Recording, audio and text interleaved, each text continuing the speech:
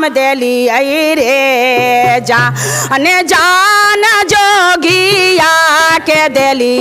रे जान जान सासुरे नदिया घर से निकालन रे जान जान सासुरे नदिया घर से निकालन रे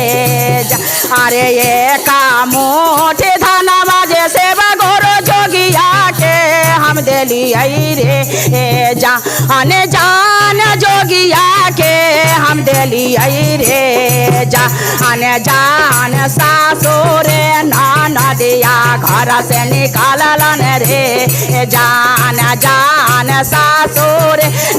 नदिया घर से निकालन रे एका को सगेलिया जैसे बगोरो दो एको सगेली रे जान जान दो एको सगेली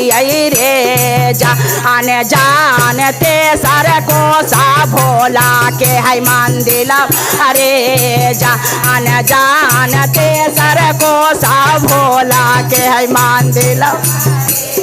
जान जान कहेंगे से आया पानो कुशलिया रे जान जान कहेंगे किसिया या पानो कुशलिया रे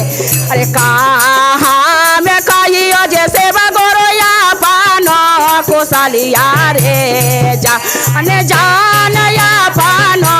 कुशलिया रे जान जान सासुरे नदिया घर से निकालन रे जान जान सासुरे नदिया घर से निकालन रे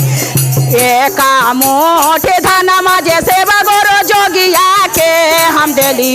रे जान जान जोगिया के हम देली रे जान जान सासुरे नदिया घर से निकालन रे जान जान सासुरे नदिया घर से निकालन जान जान सासुरे नदिया घर से निकाल एका को सगेलिया जैसे बगोरो दो एको सगेली रे जान जान दो एको सगेली रे जान जान तेसर को सा भोला के है मंदिर रे जान जान तेसर को सा भोला के है मंदिर रे जान जान कहेंगे से आया अपन दिल के बतिया रे जान जान कहेंगे सिसिया अपन दिल के बात हमें ना जाना लिया जैसे बगोरो आई तन आई तैसा मैया रे जान जान ऐसा नहीं आई तैसा मैया रे जान जान सासुरे नदिया घर से निकालन रे जान जान सासुरे नदिया घर से निकालन रे जान जान सासुरे नदिया घर से निकाल नाई हार में देव सिसिया गौरा ऐसन मैया रे जान जान गौरा ऐसन मैया रे जान जान सासुरा में सेवा गुरु ऐसन पापा रे जान जान नाहिर में देव सेवा गुरु पापा रे